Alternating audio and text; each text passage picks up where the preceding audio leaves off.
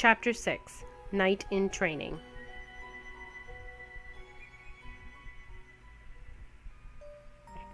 Now this is a real cave. Droplets of water echoed in the puddles as we walked carefully through the cavern. Kerr led the way happily. You sure? It looks a lot like the last one we were in.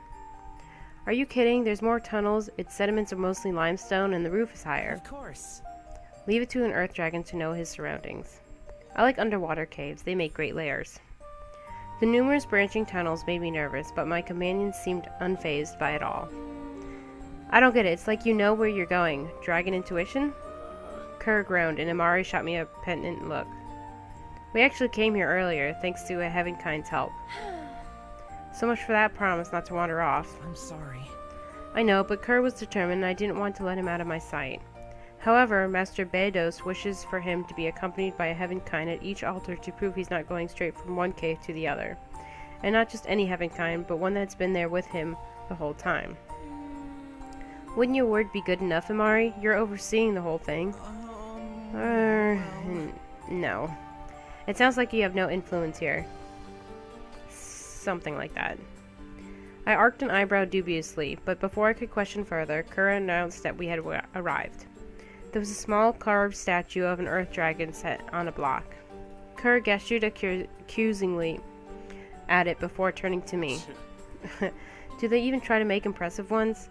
Think we would be pleased with this? A life-size one would be more worthy. Go humbly beg for his forgiveness. I gave him a gentle shove and stuck out my tongue. He glared, but his usual intensity had diminished somewhat. I planned to remain where I was, but I saw Ilmari retreat to give Kerr some space. Not staying? I'd rather not. No. I don't want to feel like I'm eavesdropping on a private conversation. I reflected back on the argument we had at the first altar. It doesn't seem that personal to me, and you can only hear Kerr speak. That did not convince Ilmari, and he walked back until he vanished around the bend. Maybe Ilmari had a point? As I turned... Whoa! Hey, where are you going? To give you some privacy? Did you forget already? You have to stay. You're Heavenkind. Right. I shifted my weight until I felt comfortable, and I watched Kerr kneel down, then close his eyes to focus. Moments later, his ears perked up. Yes, she's here now. So picky. Yes, we left, Barry, and helped something called the carriage get to Oliver. We were attacked. Heavenkind fists are pretty useful. I covered my mouth as I smirked at the comment. From there, Kerr chronicled the sights and sounds of the plaza. Heavenkind is like a pretend to do things they actually can't do for the sake of people clapping. They're driven to perform odd things. Like eating fire. Is that even edible? He also mentioned the presence of other dragonkind. He concluded his account, and after a few minutes stood up. He placed one hand on his hip as he stared at the statue deep in thought. When I was sure the conversation was over, I approached him and leaned in. Is that everything? Yeah. Did he say how many altars to visit afterwards? Thankfully, there's only one left, and there's many around Oliver. So I leave it in your hands to get some interesting night quests. Let's do this. You can count on me. I think I still owe you a visit to the marketplace. We can restock on some supplies. We rejoined Ilmari and returned to the bustling market of Central Oliver. What I thought would only take the morning ended up going straight to mid-afternoon, given how much we explored all the various shops and stalls. At the end, I was pretty much haggard. I slumped down on the bench between my companions, blankly gazing at the sky. It's like babysitting kids. Overgrown kids. Ilmari happily clutched a small glass-blown bubble. He held it up, and its transparent blue surface shimmered like waves in the sunlight. Wow. I still can't believe you bought this for me. I've never had anything Heavenkind made before. How could I not? You're making that face. This one? His expression changed, assuming the epitome of sweetness and innocence that had crumbled my defenses before. Yes, that one. Maybe he wasn't so sweet and innocent if he's using that face to his advantage. Kerr nonchalantly stuffed his face with various desserts and pastries. I placed a hand over my forehead before sliding it down to my chin in aggravation. I said eat a few, not all of them. At least we found something he likes. I'd prefer it if it was something that wouldn't give him a sugar rush. Kerr pursed his lips, but said nothing since he was still chewing. Now that we were all settled, I stood up and stretched, Argent Valerie on my mind. I'm going to check the guild and see if there's any postings I can accept for tomorrow. Get something to do with fighting. I'd prefer it if it was a more peaceful one. I'll see what I can do. I doubt I can find one that'll please you both. I gave them a quick wave, intending not to take long as I headed for the guild. Inside the headquarters, I surveyed the giant board, hoping to find something that would catch my eye. Which one? Which mission should we do? Oh, I can pick. So we can do battle tournament. Are you the greatest warrior in the guild? Try and find out. Reward bragging rights.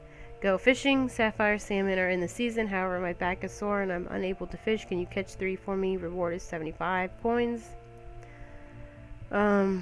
Arterial feathers. I play the lead for a ballet and I simply must have some arterial feathers to adorn my black swan costume. 150 coins. Save the chickens. My chickens have been disappearing lately. Please find out who's responsible. A week's supply of eggs. Honey glazed apple tarts. I need 10 jars of honey from red beehives for a new recipe I've been developing as free samples. Intense rescue mission. I need to find this important person now. Reward 10 coins. Gather 5 nightshades. I need these completely harmless herbs for something not sinister. Hee hee. 50 coins. We'll do the feathers. Since Ilmari banned any quests that involved fighting other heavenkind, we decided to focus on wildlife. Okay.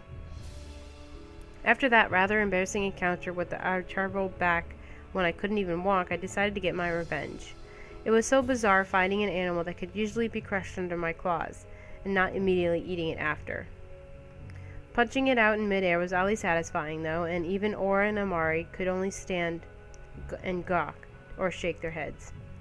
I don't get the appeal of decorating yourself in feathers, though. Heavenkind cultures makes no sense. Which mission should we do? Oh, so he knocked it out? Or did we do it? We'll go fishing. Aw! I'd never had the patience for fishing, and this task nearly took us all day. While Ilmari watched the bait, Kerr thought it would be hilarious to push him into the river. We learned that Ilmari couldn't swim in his heavenkind form, and Kerr learned how far Amari's neck could extend from shore in dragon form. Ilmari decided it's faster if he just found the fish on his own. I had to shout at him not to bother the boats, though. He seemed to enjoy this mission a lot. Okay, so that's me doing the mission. We'll do the battle tournament. No, I'm not doing this. Don't even think about it. Okay. Save the chickens. Aww. This mission was rather simple and a boring one. All we had to do was mend some holes in the fence that the farmer overlooked. Ilmari was captivated by the chickens, though. He wouldn't stop following them and pestered the tiny yellow things even more. Aura warned him repeatedly, and Ilmari learned that if one annoyed the chickens long enough, they would gang up on you. It was nice to see his curiosity get him into trouble. Heavenkind sure keeps a lot of animals with food and clothing products. Aura accidentally mentioned a sport called cow tipping, and I immediately tried it out. We didn't get our egg reward after that. We're going to do the intense rescue mission. Auralee immediately jumped on this one, thinking it was a crucial quest. Since she was disappointed when it turned out to be a child missing a cat, but was determined to help no matter how big or small the task. We looked all over Oliver and found the cat stuck in a tree, which Kerr easily retrieved. Just as I was about to assume he was secretly an animal lover at heart, it scratched him and he returned it to the tree. Auralee ended up saving the cat since Kerr refused to go near it again. The child was happy to get his pet back. I find heavenkind attachment to their pets rather fascinating. Okay, we'll do the honey glazed apple tarts. As soon as I read this post out loud, Kerr wouldn't have it any other way. Getting the honey from the aggressive bees was impossible until I mentioned that the bees didn't like smoke and that would drive them away. Ilmari thought conjuring fog would produce a similar result, but Kerr found out it didn't at all. Aww. Luckily, the baker felt so guilty, or scared, that he doubled the reward for Kerr. Ilmari and I secretly wanted to nibble on the tarts, but decided not to after all. Despite the stings, Kerr was satisfied and claimed it was the best thing he ever tasted.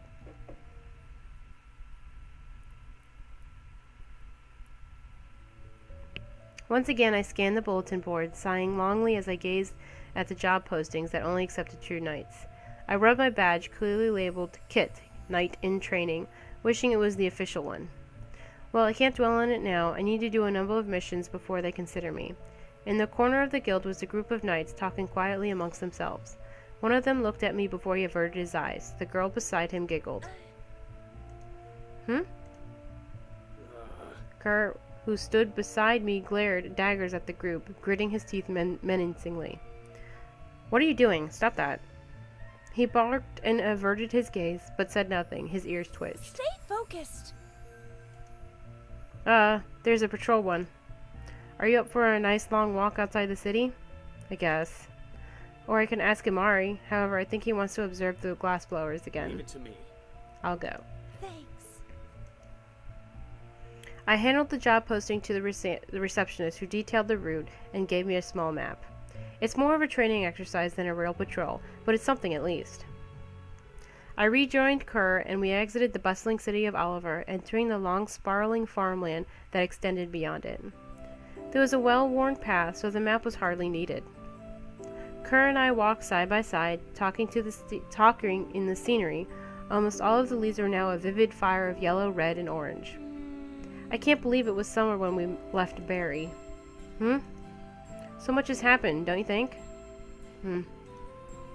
When we first met, you barely talked to me. I'm glad it's different now. Or not. I took a wide step forward and turned around, causing him to halt. I stared at him dubiously. What is it? You sulk a lot, but now you're sulking while in deep thought. That's not like you. Out with it. What's on your mind?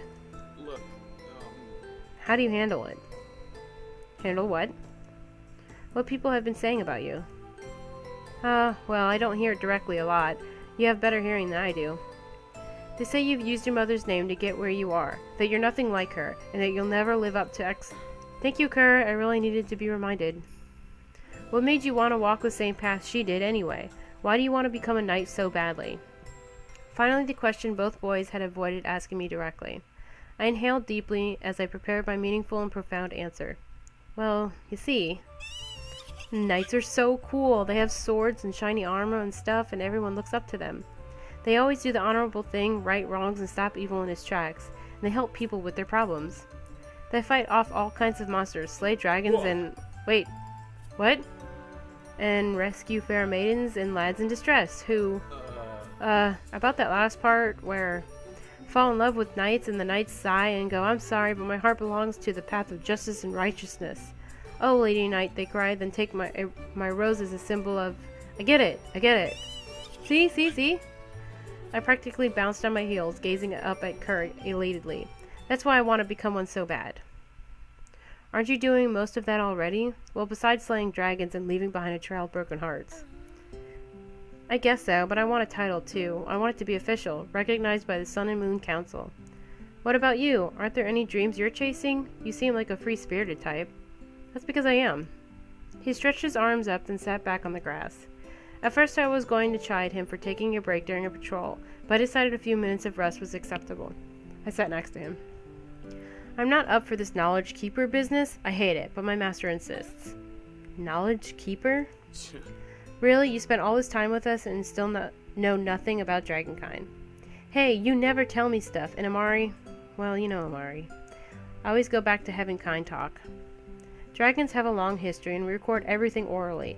Everything we know is passed down to a dragon called a knowledge keeper, who will specialize in something. Could be plants, animals, tradition stories, important events... He sat in defeat and propped up an elbow, nestling his chin in his palm. That's boring. Tucking my knees up, I hugged them and leaned in to get a good look at his face. He peered back at me impassively. I don't have the concentration or focus to retain all that knowledge. When I was younger, they thought I'd be good at it, and my master picked me. Obviously not, though. I find it easier to stop caring at this point. If I don't care, they don't care. Doesn't seem to work on Master Bedros, though. Wonder what he even sees in me in this point. How do you do it, with all those expectations placed on you? Me? Not sure either. This is the first time I've considered my mom's name a burden more than a help. I guess I just accept it. I know I won't ever live up to her legacy, and people perceive that. I can't force someone to see me only for me. However, I have support from my family, the people in Barry, and of course, you guys. They love me for who I am, and they're the ones that matter. So, Kerr, How do you view me? As Auralee or a pale imitation of Lady Bayard? Why are you asking me? I don't know enough about your mom's legacy to compare you to. You're doing fine. I think you're a good knight in your own right. Thanks. Hee hee, knight in training, but thanks. You'll never end up slaying a dragon, though. Oh? With how often you annoy me, I could have crossed that off my knight's accomplishments list pretty easily. Please, even in this form, I can take you on. Is that a challenge? He stood up and bared his teeth, widening his stance. Bring it. I sighed, wondering if this was a good idea, but I also got up. I wiped the grass off my skirt and touched my sword hilt. Oh, what's this? Relying on a weapon? I'm unarmed. This is hardly fair. Ugh, you know I'm not good with hand-to-hand combat. His taunting smirk, though, caused me to toss my scabbard aside imperiously. Let's do this. This is a stupid idea, but sure. I bent my knees, clenched my fists, wondering how to start the fight. So do we count to 3, or we just wait for, Before I could finish my sentence, Kerr rammed into me, tackling me to the ground. The wind was knocked out of me as he pinned my shoulders. I glowered at him. I win. Hey, I wasn't done talking. I closed my eyes and took a deep breath, trying to concentrate. Whoa. What are you doing? I opened one eye. Something I should have done before. Feeling my strength increase, I effortlessly pushed him off. He gawked in surprise. I rolled over him so I now straddled him with his arms held down.